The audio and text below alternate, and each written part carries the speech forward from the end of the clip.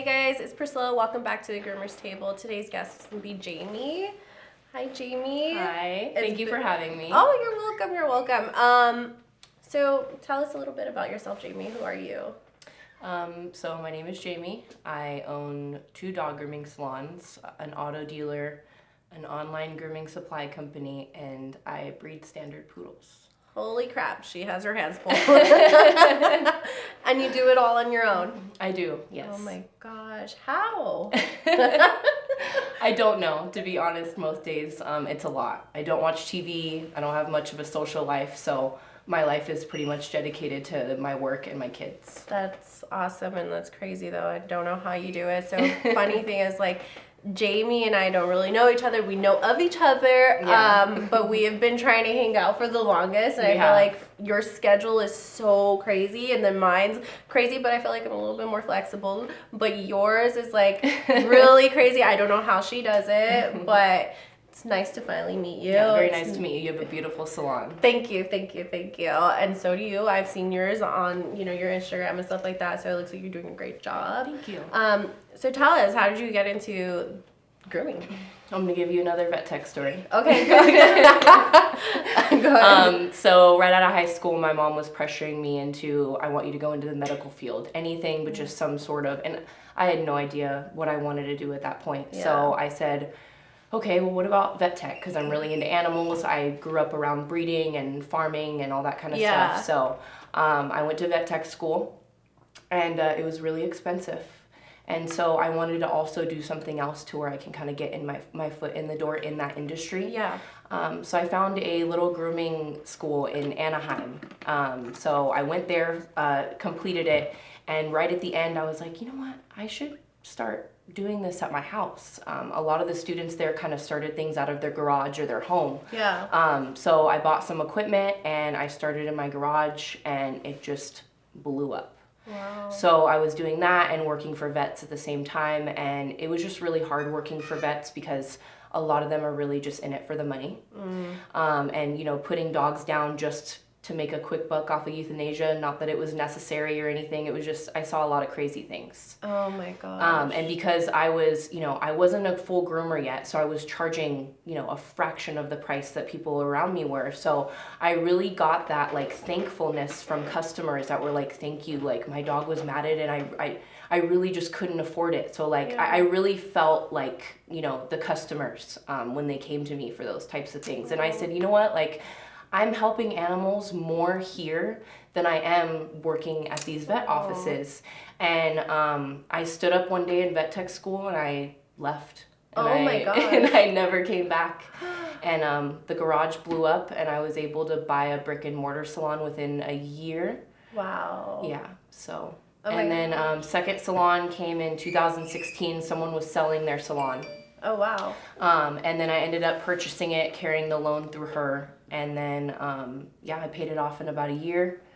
Wow. That was that. And then, that's pretty much how I got into grooming. Oh my goodness. So it's funny that you say that you started in your garage because, so I'm, I stalk people. And when we were opening our salon, and again, I didn't know you at all, but when we were opening our salon in Corona, I actually looked at all of the salons in our surrounding area, and yours is actually one of them.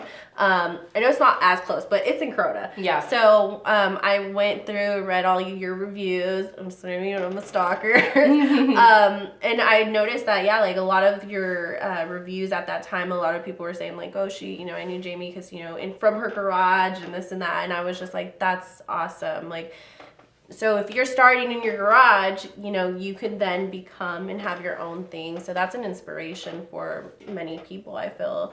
Now, what would you say, like, your biggest, like, challenges have been, one starting from your garage, then going to opening your own salons? Definitely just how things change. Obviously in the garage I was able to be more like one-on-one with clients. And then, as you go on and time goes on and things happen, you start to slowly, I don't want to say become Petco or PetSmart because, like, there's part of us that'll never be that, but just it just kind of comes more like corporate, because you say you'll never be that, but you have to, because you have to start enforcing strict rules with people. You're starting to build employees, like, it just happens like that. I guess just the vision changing from what it was in the beginning to now, and having to kind of balance and adjust with all of that. So that's so true. I definitely feel like even now, like I'm realizing that too, where I'm like, when it was just me, it was so easy. I knew like, hey, this is what I want, this is what I'm gonna do, and then you get different employees, different personalities. It's either their way or no other way, and you're like, no, this is the way it has to be done. So definitely feel like those rules come in, and it definitely like challenges you to a different era in your life, where it's like, okay, I now have to be a little bit more stricter, and I don't want to. That's actually a good topic too, because like, do you feel like your policies have changed over and over? Yeah. Constantly. Yeah. It's a headache, but it definitely, it's something that even myself, where we're constantly having to change policies or rules, where it's like, hey, and customers or even employees are like, well, you never did this before, why are you doing it now? And it's like, well, because I'm not gonna explain the story, but things happen and you have to, unfortunately. Right? So that is a huge challenge. I mean, you're not alone if you have your own business, and you're realizing that you're constantly having to change things, or you're constantly have to changing your why. You're not alone. We all deal with it, for sure. And then I guess, how is it when you first decided to go off and do it on your own? Were you scared? No. No. It was so exciting. Taking that like leap for something, I love that. That doesn't scare me at all. It's all pure excitement for me. You're a risk taker. Yes. I love that. See, my husband's a risk taker. I'm not. I worry about fucking everything. Like, literally everything. I'm like, but what if this happens? Like, oh my, what if we, But that's awesome. I mean, especially like you're doing it on your own, and you're like, I'm going to do whatever. You don't care about the risk. Like, that's awesome. Yeah. Thank you. Yeah. So how many employees do you have now? Oh, this is the most we've ever had. I just realized that planning our winter staff trip, we go to a cabin in Big Bear, and I was like, how are we going to fit all these people in here? There's 22 staff now between both locations. Crap. Yeah, and then their plus ones are coming too. So I'm like, oh my God. Oh my God. That's awesome. You know what? Like, I have 12, and I'm stressing over 12, and you have, oh my God, 20? Oh my gosh, how do you do it? I think it's really important to get to know each and every one of them, their flaws and their strengths, and just kind of work with all of them. Everyone needs something different, and that doesn't necessarily mean you need to like bend over backwards or do anything crazy for people, but sometimes people just want to be listened to. People just want to be talked to a certain way or approached a certain way, because that works best for them. So yeah, I feel like the biggest thing is just getting to know them like as individuals. I totally agree that, and I feel like a lot of people that own businesses or grooming businesses, they don't get to know their employees, and they don't really care. We have kind of the same, values, where I'm like, I need to know them, I need to have that relationship with them. Because I feel like also too, them knowing that you're human. And exactly. And that you make mistakes, or that are going to be vulnerable. That's huge for your employees to realize. It changes their work ethic, I feel like, when they know 100%. You to a certain level. Yes, I totally agree. I love that. See, we are very much alike. I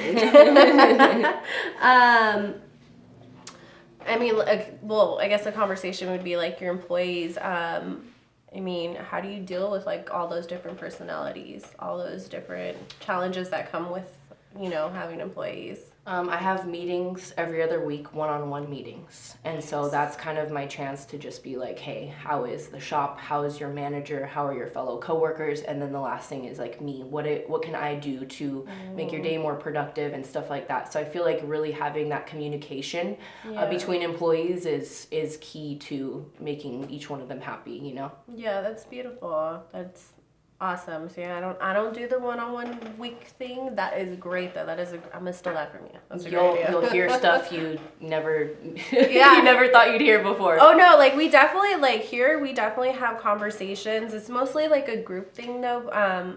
Individually it's like over the phone or here once in a great while, but like for the most part, like I definitely feel like we have like group meetings. I mean, I don't know if you deal with this, but we deal with this. You know, again, you're dealing with like all these different personalities. Everyone who's working here, they're very close to each other.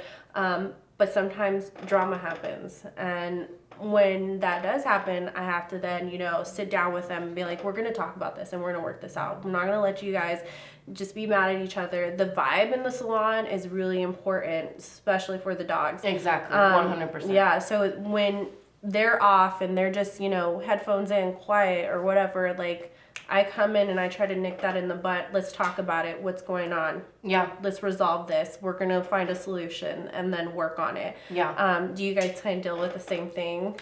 If it's past a certain level, I will deal with it.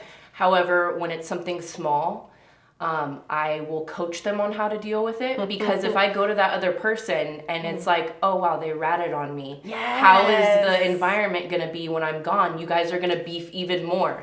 So when it's something small, I'll go to them and be like, hey, have you tried to be like, that bothers me when you speak to me that way? Yes. Or something professional, you know, don't go off on anyone, but just something, something professional, but like, hey, just be communicative like you would with a partner or a family member or something, and people will surprise you more than half the time.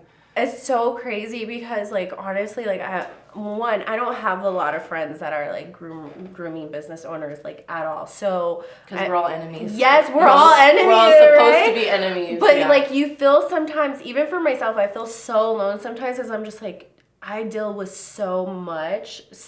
Like, it's just all these different personalities, and they all rely on me. Like, and when it comes to, like, issues like this or, like, things like that. So I'm, like... It's a lot to carry on my shoulders sometimes. And nobody can relate to me, like, at all, because I'm like, dude, like, do you know what I'm dealing with right now? Like, this is crazy. Sometimes I feel like I'm dealing with children. But I love my children. But the thing is like, same thing where I'm like, my manager, he has to take care of those things. I'm like, if there's, like, little issues, take care of it. And same thing, I coach him. But when it gets to be too much and they're not listening, then it's like, okay. It's affecting the workplace, and I'm like, job, And I've said exactly what you said. Like, I don't want them to think you're ratting on them. Like, you have to take care of that, you know? I want to be the last resort. Exactly. And then when I come in and I have to, then I'm the bad one now. And I'm like, no, listen, let's just work this out. But yeah, I feel like that's a challenge, right? Like, yeah. Definitely. And what would you say, like, what are, like, the common things that, like, go on that your employees, like, when they are, like, arguing or, like, there's issues or whatever? For me, like I was saying earlier, it wasn't on camera, but earlier where I was saying, like, you know, there's, like, this competition where it's like, I'm better than you, or they judge each other over little things. And to me, I'm like, dude, like, you guys are all great. You guys all have different qualities, but you're all great. Mm-hmm. So I don't understand why you guys are even, like, having any type of, like, drama at all, or even, like, lift up each other. And that's the issue in the grooming community. Again, like how you said, like, we don't really have friends because everybody's in competition with each other, or they're hating on each other. To me, I'm like, that's not the personality I have. Like, even you, like, I see you and I'm like, dude, you're doing a fucking great job. Like, you have all this going on. And I'm not envious, or I don't feel jealous or whatever. Right. If anything, I'm more proud. I'm more happy for you than anything. And I wish everyone in the grooming community could be like that, because it is really hard feeling alone sometimes. Like, you do want, like, another friend who gets it. You know what I mean? Exactly. And I feel like a lot of even the employees, they bicker over stupid shit or hate on each other for stupid shit. And I'm like, no, like, uplift each other, like, have each other's back. Yeah. I mean, do you guys deal with stuff like that? During certain time periods and with certain groups of people. So, like, for instance, right now at one of the places, it's not like that at all. It's very, very, like, family oriented. So, like, even if someone comes in that is kind of, like, gossipy and, like, likes to be in competition, they notice their environment and that no one else is like that, so they just, like, blend. But then you have certain groups of people where, like, you know, if there's more than one of them that are like that, then that's when, you know, those two people are fighting, or they'll bring other people into being, like, you know, competitive with them. And it's just But yeah, same thing. Like if it's small, I coach them on how to work through it because I can't help them with their communication with other human beings. You know, they have to do that on their own. But yeah, like I said, it really just depends on the group. And if you kind of solidify the group that you have, then when you have new people come in, even if they have those traits in their personality, they'll blend in with the rest. So that's not just like a perfect science that happens all the time, but I have seen that before. So that's beautiful. Oh my God, you explained it so well. That's literally how I see things too. I'm like, you know, like if there's one bad apple, it's gonna create like a whole. Everyone else is gonna follow. And I try to sometimes weed that out. I'm like, listen, we're not going to be like this. We're not going to gossip. We're not. And I feel like also, too, I feel like sometimes they're no longer with us, but the employees that we've had, they try to look for, like, flaws with either me, my salon, or something like that. Right. And I'm like, if you're going to look for those flaws, you can leave. I don't need you here because you're going to create a whole environment that I don't want. Our culture is really, really important here. And if you are going to create drama or look at things so negative, bye. Exactly. Don't need you here. Yeah. Well, I mean, even some of the really good people can be, I feel like it's just kind of human nature for us to be negative sometimes. It is. And that used to really get to me because there would be times where, you know, I spent a lot of money, like, you know, demoing or like doing a new part of the salon. And then I come back in like waiting for everyone's like reaction. And there's like, nah. Oh, and it's like that when I was younger, that used to kill me. I'd lose sleep over it. But now I'm like, oh, well. No, for real, it's like we go on a trip and people will complain about their hotel room or something that they didn't pay for, and that does not even bother me at all anymore. I'm like, whatever, I didn't do this for your reaction. You know, I did this for the company and for team building and for all of us together. And if anyone's gonna act that way, you're not gonna bother me or ruin my trip. That has to be at the end of the day, that's a them thing, not a you thing. You want to be ungrateful. 100%. Like, well, that's what negativity is in the first place. That's your own stuff that you're projecting on other people. Exactly. Yeah. I don't know if you guys ever watched Dropping Bombs. She just dropped a bomb. But that is great. And then I guess I know you're a mom. So how do you do it? Like, how do you do it all, even being a mom? Like, or do you have any advice for any women that are out there that, you know, they have their own salons or even a groomer? How do you do it with kids?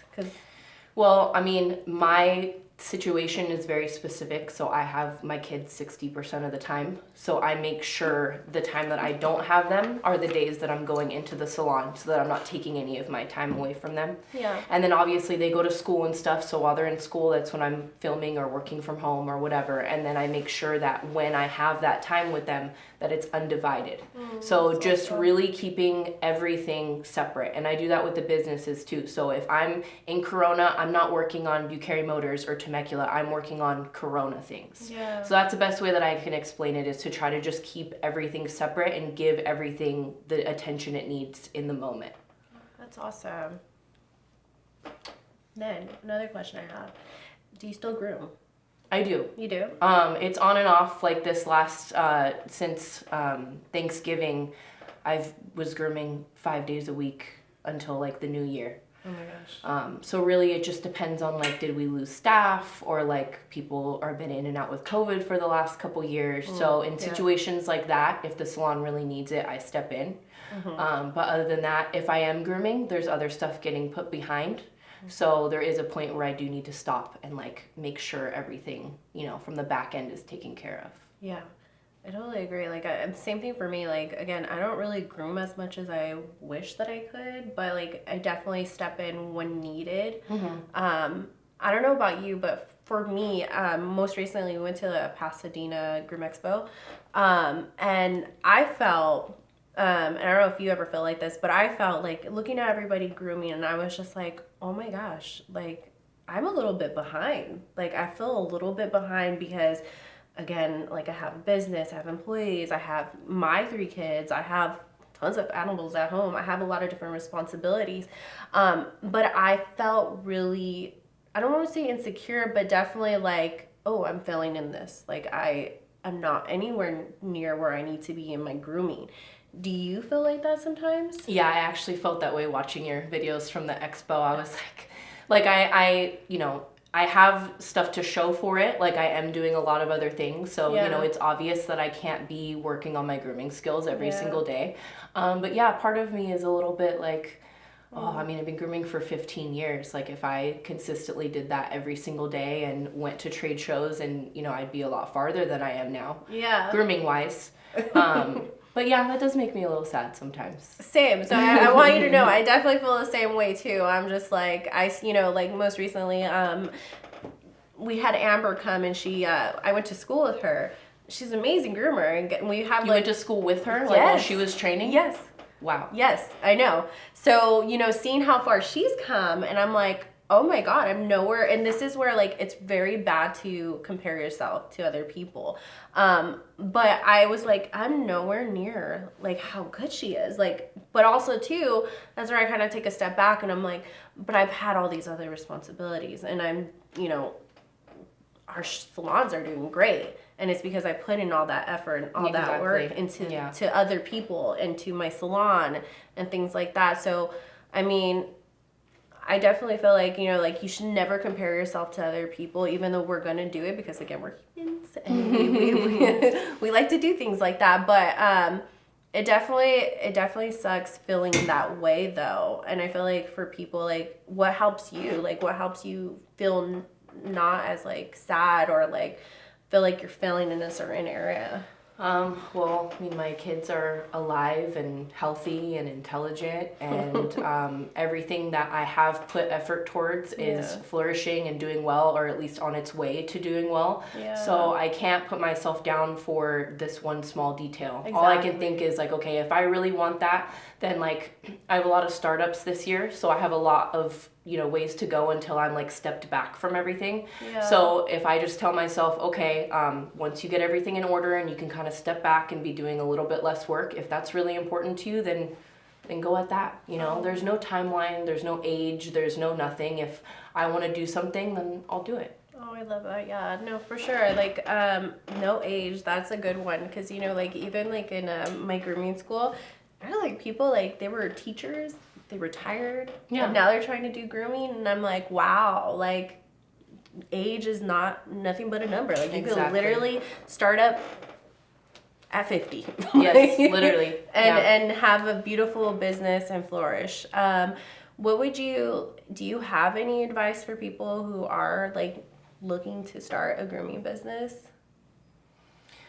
The biggest thing is you are your own worst enemy. Literally, people are their own worst enemy because you guys can do, and I know it's cliche, but like you can do anything that you really want to do. It's really just about putting in the work and being consistent and having that dedication towards it. So yeah, I mean, just, and some people think they need all this money, like, including like the garage, and then I've moved 2 locations in Corona and then Temecula, like, so I've opened a few salons. You don't need as much money as you think you do. You can start out small. You don't have to have the place, super beautiful. You just get it going, you just get it started, and then as you're rolling, then you go, or you start mobile, or, just start baby steps. Yes. Are you ever thinking about mobile? I've done mobile before. Yeah. And that's how I got into selling mobile grooming units. Oh. So I actually like that better because it's... I don't have to deal with the dogs and the people constantly. It's like, that's right. You do have mobile though, huh? Not right now. No? No. Okay, I thought I saw like a video one time in a mobile, but during COVID, I used one of my mobiles to continue to do our clients while we had to shut down. So you've probably seen video feed here and there from it. But yeah, I think that's what it was. I was like, I swear I saw you have a mobile, but I mean, are you thinking of like opening a mobile at all, like for your shops? I've thought about it here and there. I'm not 100% sure on that yet, though, so.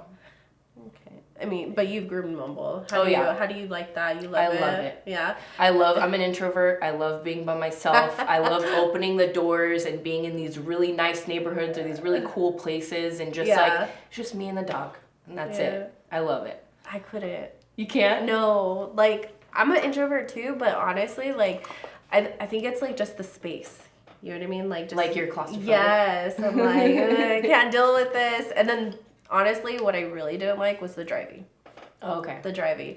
I mean, but I've done it all. And that's the thing too, like, being a business owner, like, you literally have done it all. Like, you've done the bathing, you've done the managing, you've done the front, you've done the grooming, you've done mobile. I've done that, where I'm just like, I've done everything. So when I tell my employees, I'm like, if I can do it, you can do it. You have to be able to, because that's going to be the first thing they tell you is you don't understand. Exactly. Yes, I do.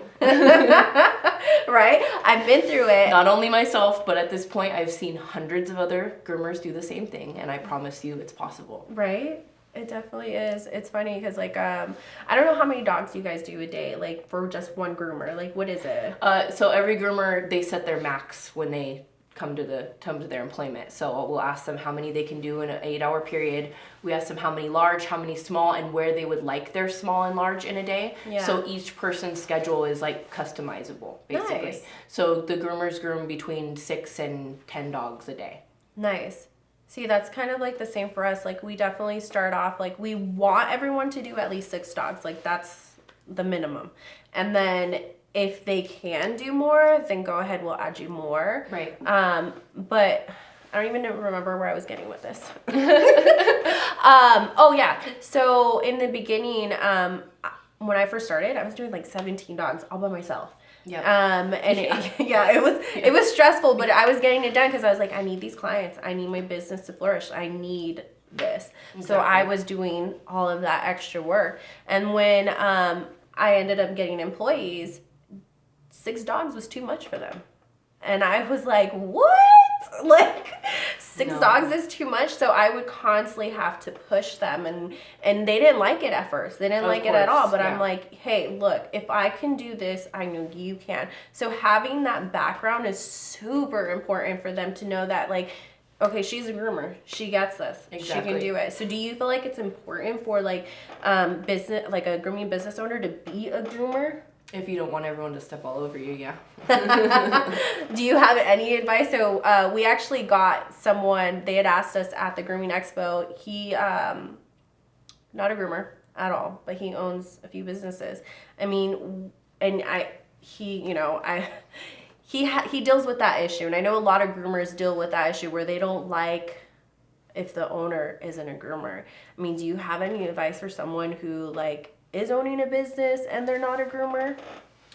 So I would definitely say to have your manager be a groomer if you're not a groomer. So at least you have 2 people that are in charge, one that can kind of, and then one that you trust too. You know, if you're going to ask, hey, is this right that they're doing things this way? You want someone that you trust to be like, yes or no, they definitely need to work on that, because you're not going to know those things. Yes. So yeah, I guess just having someone up there where you guys talk about the back end and running the employees that is a groomer.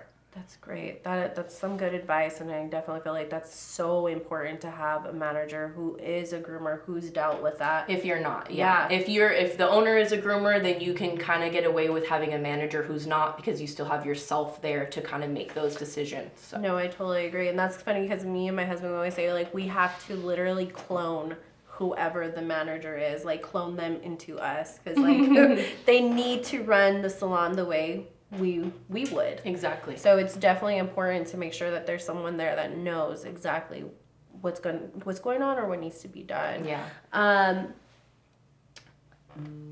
mean, I guess that's all the questions I have today, but I mean, what would you, if for anyone who's thinking about being a groomer or anyone who's thinking of owning a business, what advice would you give them if they have no idea what they're getting into? Well, definitely do your research. You definitely want to be in a nice high visibility spot. You want to do your research on what the prices are in the area, how many dogs are in the area, the income of the area. Do your research first. And then after that, it's just really, like I said before, just don't be afraid and take the jump. So take the jump. Take the jump. All right. Well, that's all for today, you guys. Where can they find you at? What do you mean? Like on Instagram? Yeah, Instagram, Facebook, LinkedIn. I'm everywhere. Okay. Do you have your Instagram name so you can say it? Yeah, so there's Doggy Spa Salons, and then there's Crazy Dog Lady. crazy dog lady. So give her a follow, you guys, and thank you for watching, and thank you, Jamie, for being here. Yes, and it was nice meeting you. It was nice meeting you too. You're a great person, honestly. Like, you inspired me, so I hope you guys, get inspired by her, and we will see you guys next time.